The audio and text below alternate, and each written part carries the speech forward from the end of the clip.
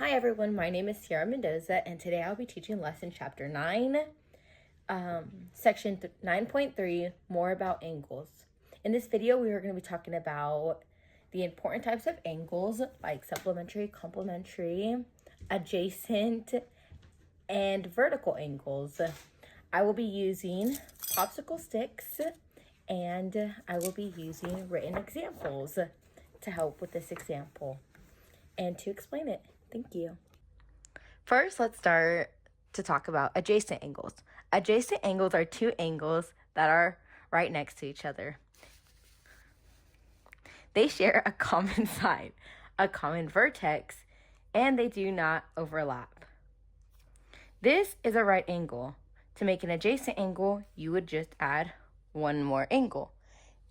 It could go like this, as long as they do not overlap one another. These two angles share a side here, so they are a pair of adjacent angles. Anytime angles touch like this and share a side, they are adjacent. Here's a written example of an adjacent angle. If this is your angle and this entire angle equals up to 120 degrees, and this is the measure you are given, you would solve it as 120 degrees minus 40 degrees. This would equal out to 80 degrees, which would make this angle right here 80 degrees. Next, we have our vertical angles. Vertical angles are formed with two lines that intersect, kind of like this. They are angles that are directly across from one another. These two angles are vertical angles, and an important fact is that vertical angles are always congruent, meaning they have the same measures. Another way you would see vertical angles is something like this. A written example of a vertical angle is, let's say you are given something like this, and it says one of the sides is 45. Well, going through the video, if one of these is 180, you would do 180 minus 45. You are given 135.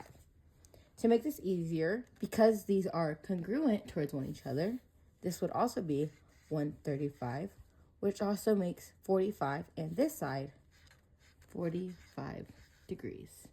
And that is vertical angles. Now let's look at complementary angles. Complementary angles are two angles that measure add up to 90 degrees. So this right here is 90 degrees.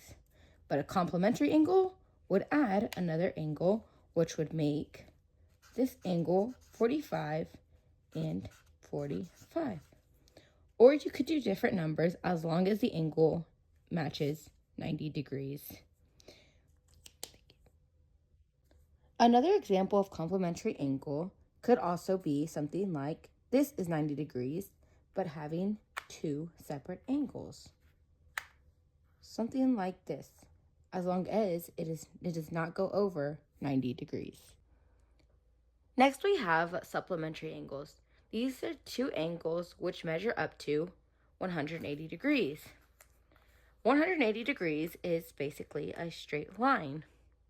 Now with an angle, you would add it right there. It doesn't matter if it was this side, or this side, as long as the measure equals up to 180. A straight line measures up to 180, so if two angles form a straight line like this, they are supplementary angles.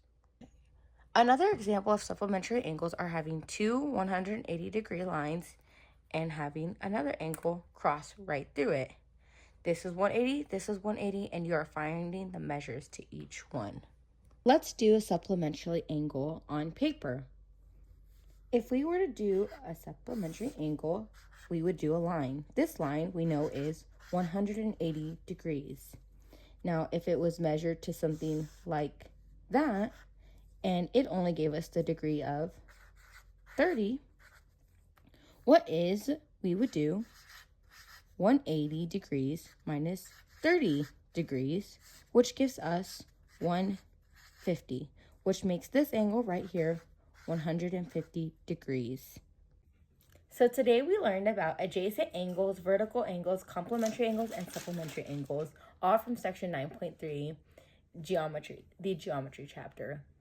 Using our popsicle sticks and our mini examples to help understand this. Thank you for watching, and I hope you all learned something today. Thank you.